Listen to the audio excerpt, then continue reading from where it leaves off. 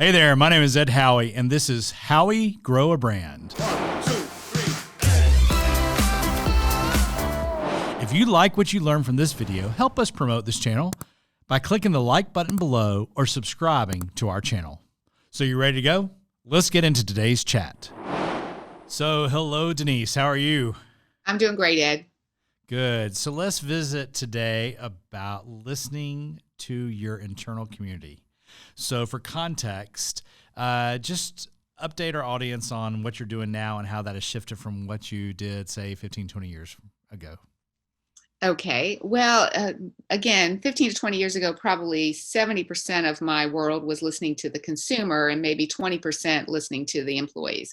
Now, as a professor and sometimes consultant in the university, as well as externally to some clients, I often am asked to either help understand their employee situation better. So the stakeholders, employee stakeholders. So I've been conducting for some organizations this summer, some listening sessions to help them gather information that frankly they may not have gathered had things in the environment not sparked COVID, the pandemic, and certainly the social activism going on.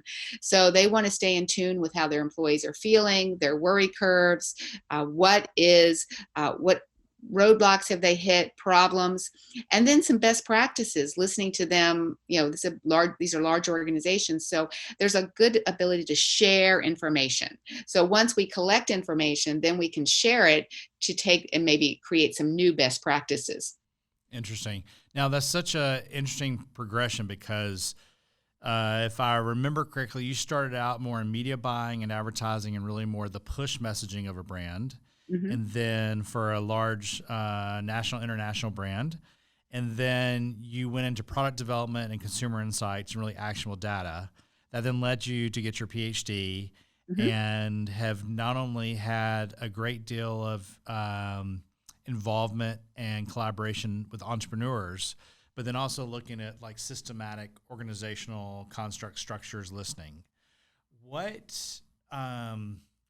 common best practices, are there any best practices that really have remained true in all 3 or 4 of those phases? I do believe communication and understanding the group that you're dealing with. So whether it was in media where you were trying to understand behavior of consumers in terms of your audience, what were they watching or listening to or reading? So behavior, understanding when I went into consumer insights and product innovation, what did they like or dislike in terms of products, food products, and service? What kind of service were they looking for? What kind of environment, place to sit, how all of that architectural things. And then now organizations are, again, oftentimes trying to understand how to make their world better and healthier for their employees. And when I say that, I mean, workplaces that people want to come to, right? So my research and all of the work I've done over 30 years probably now is really grounded in human behavior and understanding people. It's funny as you brought up the word communication as that common thread. I remember a conversation we had in the basement of a building with a machine operating, and I think that said something along the line of we were talking about this mere factor. And I made some comment about, well, maybe I'll write a book one day about effective or ineffective communication is the rise or fall of every organization. Mm-hmm. And what I have said probably more recently with some of our clients is that he or she who communicates wins. And I think it'd be safe to say that you and I have a bias that if your communication is not effective, it is actually not communication. Would you agree with that? Yes, and it's unfortunate, but it is probably the biggest challenge for organizations is communication. And the larger they get, the more it can become, problematic. So I would say that understanding how to communicate, but not just how, what can we say, how can we listen, And then once we know things, how can we act upon them? So communication isn't just about listening, it's about taking action afterwards, right? So your communication should be leading to some activities. I do action research. I don't just do research to, understand things. I try to understand how it can be used, put forward, create interventions, create change. Right. Communication is a lot like that. Why is it difficult for organizations, big or small, to communicate effectively? Why is it so challenging? Sometimes I think about that and I think, is it the pace we're running at? Is it faster than it used to be? Are there just more ways to communicate than there used to be? We always sit back and go, well, 30 years ago, we didn't have as many pathways to reach people, right? So nowadays we have so many different ways. We have, again, I would say size. If the larger you get, the more complex things get. So I think sometimes I look at it and I think also the pace we're running at, which back to the forums we have to communicate. So I think sometimes it really is just the sheer number of forums creates an opportunity for mistakes, an opportunity for misses. Right. So it takes a lot of energy to make sure your communication is across every platform consistent to whichever audience you're trying to reach. Well, and I think also the challenge is for communication to be effective, thus communication, is it's a two-way street. The message has to be crafted and sent out, published, but also has to be received. And there should be some kind of action, to your point, based, one of the things that we really challenge our clients to look at as they're trying to figure out their marketing strategy, or we're trying to help them figure out their marketing strategy, is that we believe that you have a message and you have a methodology. But what we tend to skip is, what do I want my audience to do with that message? Mm-hmm. Is it I want them externally to buy the limited time only fish sandwich? Is it I want them to know that we are closing at 9:00 today? My employees, is it that I want them to know that we feel this way about them? Or do I want them to know that we're about to take this away from them, right? Mm-hmm. And I think have you seen any global best practices? I know it's not that simple, but what are, if I'm sitting here as a leader of a company of 10 people or 50 or 100, what are 2 or 3 things that you would say that, based on my experience, here's some things you should either consider, do, explore? Well, I would say that large or small, I think that leaders and organizations have to take the time to listen, to hear what messages the employees or the consumers have. So I'm a big believer that from the top, it has to be role modeled in terms of understanding what's going on in your organization on the floor, as well as out, in the back room with your employees when they're talking. So listening is important, and then acting on what you heard. So best practices, I would say, I'd love to tell you there's always a one answer. I think it kind of depends on your industry and your category, but listening is probably the first one. Creating processes, right, to gather information that are not cumbersome. I know we way over survey people. We won't even go down that track, but let's talk about that for a second real quick. All right. Because as I'm sitting here talking, and we're going to come back to some other ways, but I'm sitting here to listen to you as learning from you, okay? Not just as having this conversation. I'm going, okay, so what are ways that I and my organization can actively listen? And so one of the things that's been proposed in the past is we could survey your employees. What is the challenge with surveys? I would say in the last 5 to 10 years, surveys have become bastardized. They have become 35,000 employees in an organization I'm currently helping, and their response rate is less than 1%. Okay, so when they send out they've been over surveyed. And candidly, sometimes surveys are written so poorly. Everyone thinks because they have SurveyMonkey or the latest survey software, they can write their own surveys. The questions are so poorly worded, and the data, that it's almost unusable. So I would say that, and it depends. If you have 10 employees, you don't need to do a survey anyway. You can go out and talk to them. You can go out on the floor and talk to your customers. Now, people, and again, I would encourage leaders of teams and departments to stay connected. And we've talked about this before with people. And that does mean, and I read this not too long ago about a study about a major healthcare organizations who the CEOs would have regular breakfasts with different groups of employees, rotating basis. And they didn't just do it once a year. I mean, they did it every month. Right. And so from the standpoint of consistency, so it's not just tapping into, the annual employee engagement survey, right? Once a year, you're supposed to tell how engaged you are, or the survey to the customer, who we all know about the auto dealerships, who, if you don't give me a 5, I will be fired tomorrow. Yes. And they basically bastardize the survey process. So, and I'm not going to finish the loan until you give me your 5. So exactly. So I look at the data there and I think, well, that's garbage in, garbage out. Right. And so such low response rates that, I don't have the perfect answers, but I think more qualitative research, more direct conversations with people, frankly, getting down into the trenches. As you're saying that, I'm coming back to a word that we have used together often, and that's the word connection. Yes. And I think while listening is obviously like tactical, I think entrepreneurs, business owners, leaders can really say, okay, how, and like to your point, a real gut check, not just like a strategic check, but a true gut check. How connected am I with my people? And I think especially right now, where most organizations of any size are not physically together, the ability to walk past a desk or see someone's emotion when they walk in the door, we have so many less receptors or data points that we even had to be more deliberate with connecting with our people. Would you agree with that? Absolutely. And I do think that connection is the critical key. I was watching the news just the other day, and it was about Disney reopening. And I thought, wouldn't it have been fantastic if corporate headquarters had all gone down there and worked out there and listened to employees and actually been on the grounds and talked to customers? And instead, you didn't see any of that. Now, maybe they did, and I'm being harsh judgment, but I think if they had really been out there listening and showing that they were willing to be in that environment as well, it would have gone a long way for the employee who sells whatever.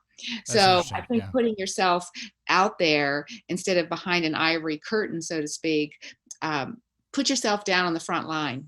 And I'm a big believer that brings a lot of credibility, both externally to your customer, but also internally to your employees. So while surveys are over-surveyed, we could be on the forefront of the next pandemic, and that's the pandemic of over-listening sessions. Well, I hope we get a little more listening going on. But, listening is only one part of the equation. You and I both know that. So I'm conducting some listening sessions right now for a major organization who really wants to understand, with all the social activism and on the pandemic, but it's going to be what they use and how they communicate back to the employees, what they gain from those insights. Right. So what steps are they taking? What interventions are they going to develop? What processes can they put into place to make the next time easier? What can they do now? So it's going to be, you have to keep their feet to the fire. It's going to have to be in the execution and coming back and telling people what they've done. Otherwise, they really wasted a lot of time. Wasted time, but also, frankly, have used the frame bastardized surveys. They've bastardized their integrity. That's right. Because if I, as a leader, say I'm going to listen to you, now it doesn't mean I'm going to do everything you say. That's correct. But if I don't acknowledge what you're saying and have some kind of response, and maybe the response is we can't do it that way, but to receive the data and not respond back, that can frankly, I think, do more harm than good.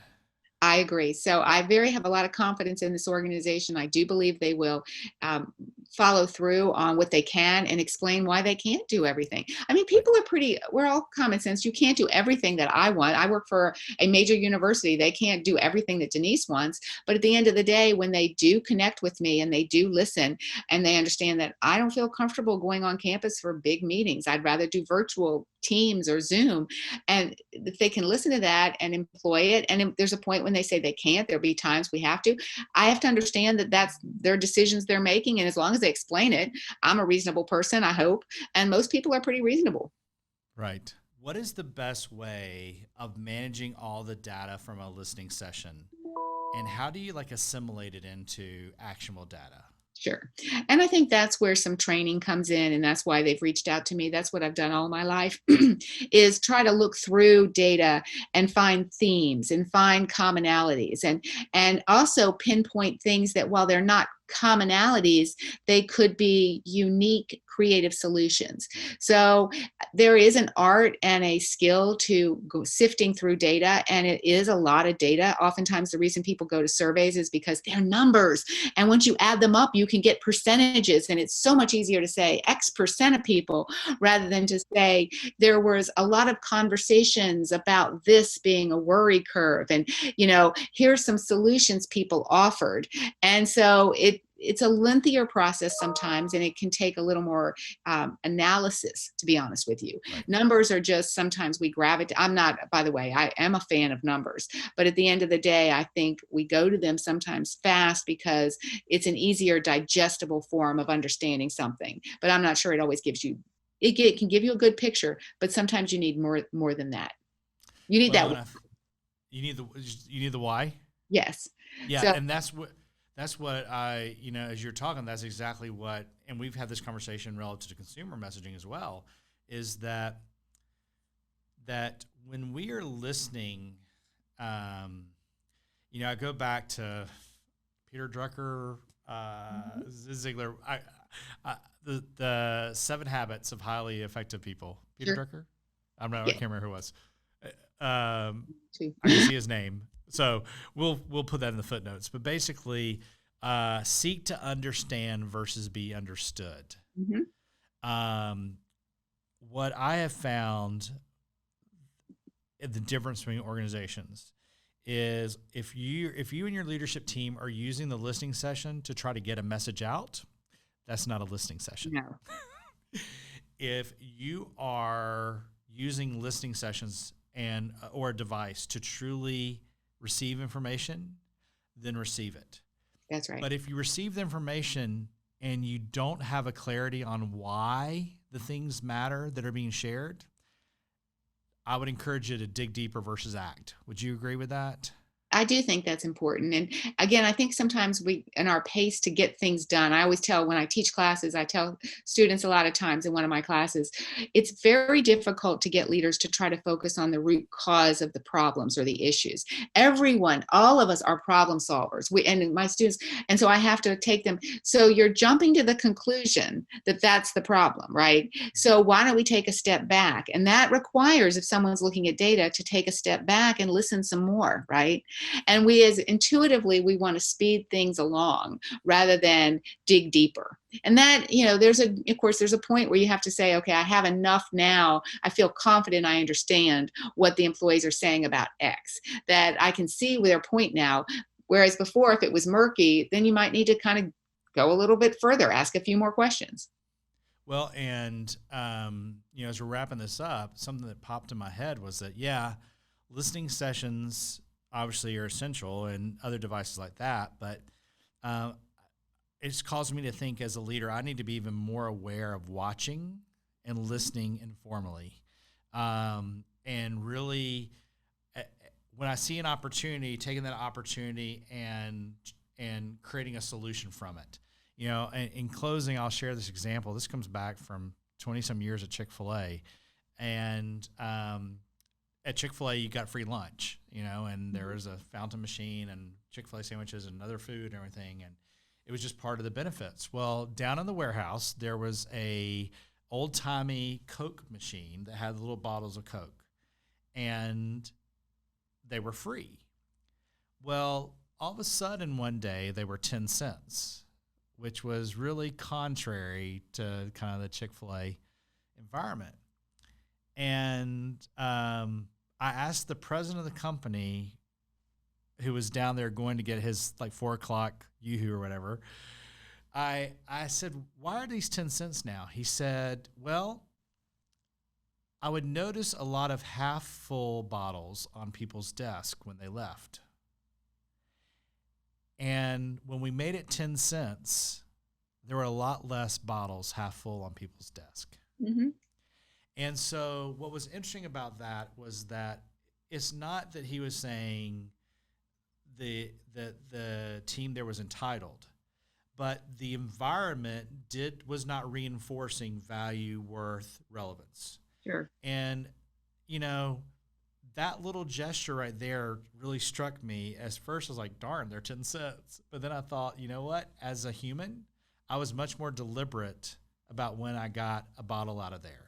Sure. And so what was so interesting about that is that leader was known for observing, sometimes too much, but he was known for observing. And so it's kind of like with consumers. Sometimes if you just sit in the place they are and just observe, you can learn as much if you just intentionally do it.